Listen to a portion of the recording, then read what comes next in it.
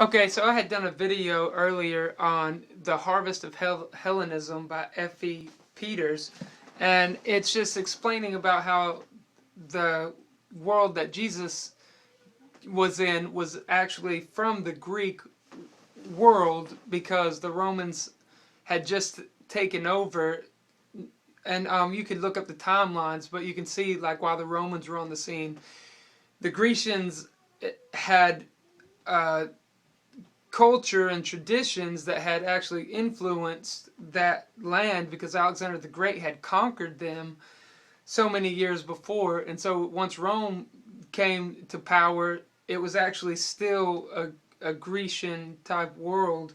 They still had Grecian culture. So Harvest of Hellenism is explaining to you how that Grecian culture came to be, and it is very in depth. I mean, it's a amazing piece of work. I'm amazed that people have the patience to sit and do that kind of research and that kind of history. It's incredible. So I just wanted to share with you something in here about where pneuma and pur came from. And pneuma and pur means ghost and fire. So when the Bible says you will be baptized, he will baptize you with Holy Ghost and with fire, this will explain to you where that came from. It was Stoic terms that were used in a way of demonstrating a point with God at the forefront of that point, and him being the person who the glory goes to through using these terms. It's not Stoicism, but it's using the terms that came out of Stoicism. So he says,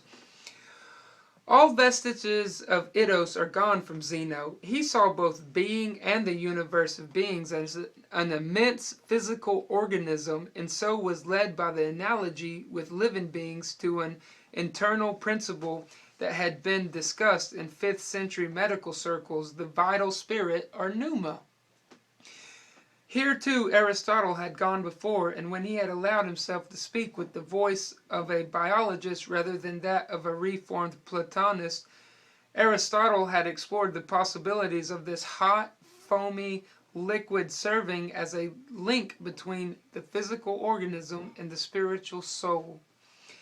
The pneuma carried the commands of the psychic faculty to the nervous system, and in the act of generation transmitted soul from parent to offspring by means of the seminal fluid in which it was mixed. Zeno promoted the pneuma to a prominent position as the vital fluid or breath that flows throughout organic being. At first glance, one seems to be back in a kind of Homeric psychology where soul appears in the form of the breath of life. Stoic pneuma, however, is more than a mere fiery breath of life that can be inhaled and exhaled. It is a subtle, almost spiritual substance that mixes through the grosser material of the body without ever losing its own identity. Within the pneuma are carried, again in the manner of Aristotle, the seedlings of reason, spermatikoi, or logoi spermatikoi. The pneuma served then as the vehicle which transmitted the principle of reason, logos, from parent to offspring. For Aristotle, it solved the problem of the passage of the soul from one generation to the next.